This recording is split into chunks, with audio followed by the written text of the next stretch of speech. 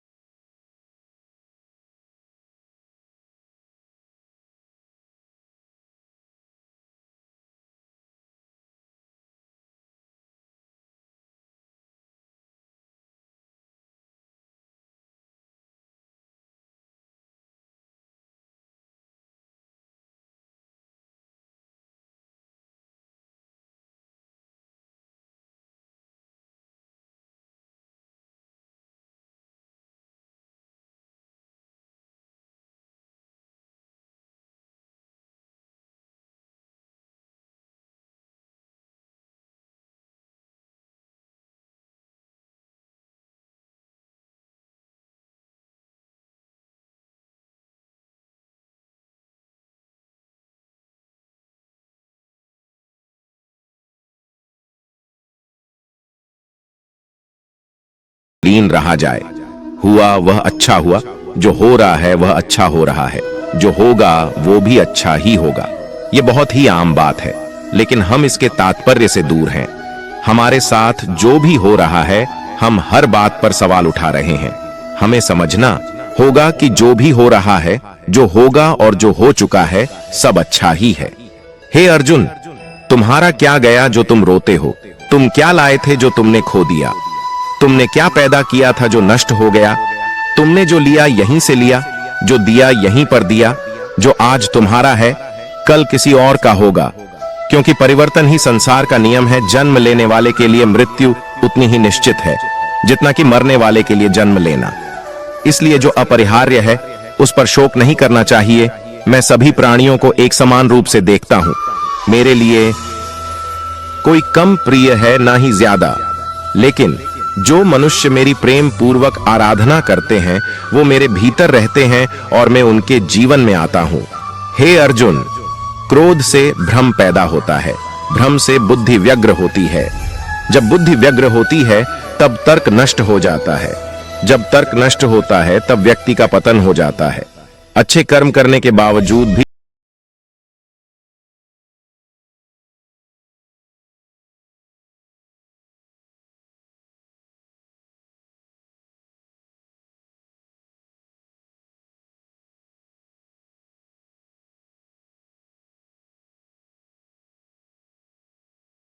ऐसे मनुष्य के लिए सुख दुख, सर्दी गर्मी और मान अपमान एक से है।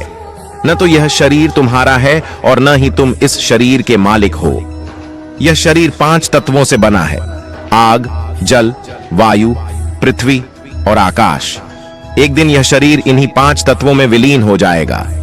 मनुष्य का मन इंद्रियों के चक्रव्यूह के कारण भ्रमित रहता है, जो वासना, लालच, आलस्य जैसी बुरी आदतों से ग्रसित हो जाता है। इसलिए मनुष्य का अपने मन एवं आत्मा पर पूर्ण नियंत्रण होना चाहिए। मनुष्य को अपने धर्म के अनुसार कर्म करना चाहिए। जैसे विद्यार्थी का धर्म विद्या प्राप्त करना, सैनिक का धर्म देश की रक्षा करना आदि। जिस मानव का जो कर्तव्य है उसे वह कर्तव्य पूर्ण करना चाहिए। नरक के 3 द्वार होते हैं: वासना, क्रोध और लालच। परमात्मा को प्राप्ति के इच्छुक ब्रह्मचर्य का पालन करते हैं। एक ज्ञानवान व्यक्ति कभी भी कामुक सुख में आनंद नहीं लेता। कोई भी इंसान जन्म से नहीं बल्कि अपने कर्मों से महान बनता है। भगवत गीता के अनमोल वचन कौन से हैं जो हमारी सोच और मन को बदल देते हैं? जिसने मन को जीत लिया है उसने पहले ही परमात्मा को प्राप्त कर लिया है, क्योंकि उसने शांति प्राप्त कर ली है। ऐसे मनुष्य के लिए सुख दुख, सर्दी गर्मी और मान अपमान एक से है। न तो यह शरीर तुम्हारा है और न ही तुम इस शरीर के मालिक हो। यह शरीर 5 तत्वों से बना है: आग, जल, वायु, पृथ्वी और आकाश। एक दिन यह शरीर इन्हीं 5 तत्वों में विलीन हो जाएगा। मनुष्य का मन इंद्रियों के चक्रव्यूह के कारण भ्रमित रहता है, जो वासना, लालच, आलस्य जैसी बुरी आदतों से ग्रसित हो जाता है। इसलिए मनुष्य का अपने मन इंद्रियों के चक्रव्यूह के कारण भ्रमित रहता है, जो वासना, लालच, आलस्य जैसी बुरी आदतों से ग्रसित हो जाता है। इसलिए मनुष्य का अपने मन एवं आत्मा पर पूर्ण नियंत्रण होना चाहिए। मनुष्य को अपने धर्म के अनुसार कर्म करना चाहिए। जैसे विद्यार्थी का धर्म विद्या प्राप्त करना, सैनिक का धर्म देश की रक्षा करना आदि। जिस मानव का जो कर्तव्य है उसे वह कर्तव्य पूर्ण करना चाहिए। नरक के 3 द्वार होते हैं: वासना, क्रोध और लालच। परमात्मा को प्राप्ति के इच्छुक ब्रह्मचर्य का पालन करते हैं। एक ज्ञानवान व्यक्ति कभी भी कामों सुख में आनंद नहीं लेता। कोई भी इंसान जन्म से नहीं बल्कि अपने कर्मों से महान बनता है। भागवत गीता के अनमोल वचन क्या हैं जो हमारी सोच और मन को बदल देते हैं? भगवत गीता में आपको सबसे अच्छा क्या लगता है जिससे आप में बदलाव हुए हों? भगवत गीता वास्तव में किसके द्वारा लिखी गई है? मैंने आज से ही भगवत गीता पढ़ना शुरू किया। पहले दिन ही पढ़कर ऊर्जा से भर चुका हूं। क्या सच में गीता पढ़कर किसी व्यक्ति के जीवन में परिवर्तन आ सकता है? भगवत गीता का कौन सा श्लोक आपकी समझ से परे है? भगवत गीता एक ऐसा ग्रंथ है जो जीवन का पूरा सार देता है।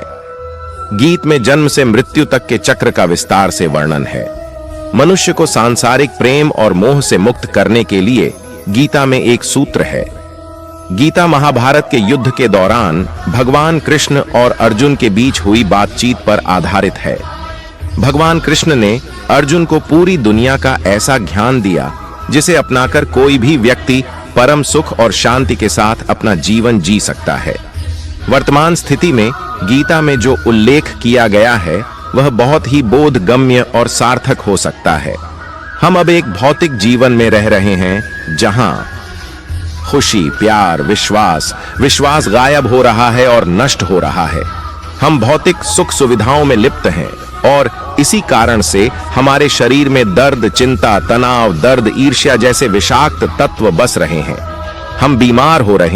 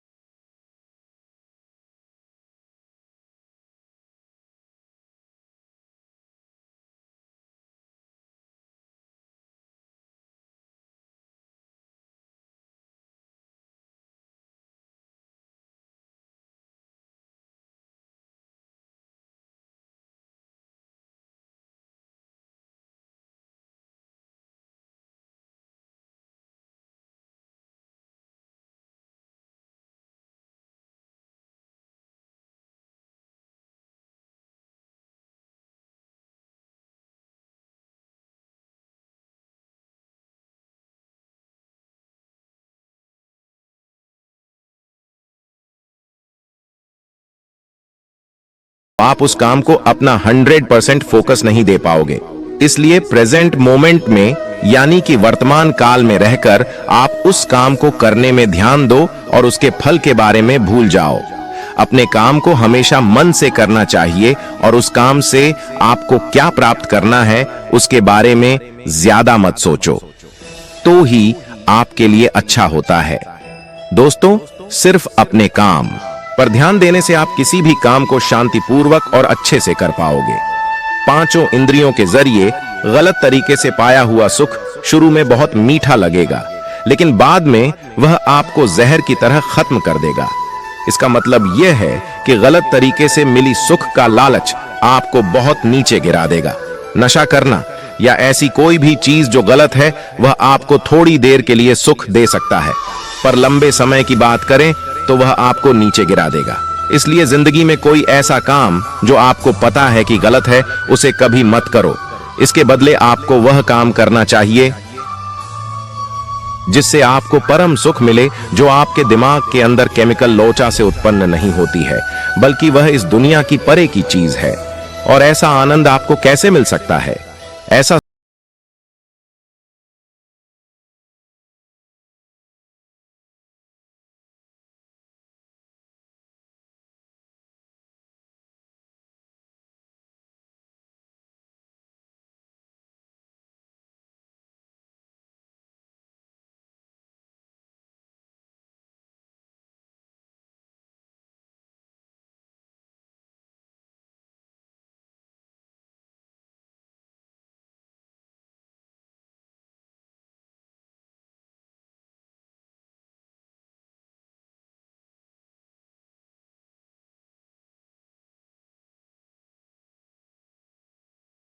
अगर बीच में रहे तो हमेशा टिके रहोगे।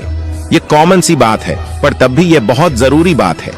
अगर आप अपने दिमाग को कंट्रोल नहीं कर पा रहे हो तब आप उसके गुलाम बन जाते हो। ये बेहतरीन कोट्स आपकी जिंदगी बदल सकती है। आपके जिंदगी में एक ना एक ऐसी चीज जरूर होगी, चाहे वह किसी तरह का नशा हो या फिर कोई बुरी आदत, जिसे आप छोड़ना चाहते होंगे पर आप छोड़ नहीं पा रहे हो। तो यह कोट्स उसी तरफ इशारा करता है। आपको अपने दिमाग को कंट्रोल करना सीखना चाहिए। अगर आप अपने दिमाग को कंट्रोल नहीं करोगे तो आपका दिमाग आपको कंट्रोल करेगा। इसलिए जब भी कोई चीज करने की सोचते हो तो उस पर विचार कर लेना चाहिए कि किया गया काम सही है या नहीं। आपको हमेशा अपने दिमाग की नहीं सुनना चाहिए। यह एक बहुत बड़ा डिबेट है कि आपको अपने दिल की बात सुननी चाहिए या अपने दिमाग की। तो इसका उत्तर है बैलेंस, मतलब दोनों का आधा आधा। आजकल आप जो भी तय करते हो यानी जो डिसीजन लेते हो वह 80% दिमाग से ही लेते हो, वह भी दिमाग के लालच में आकर।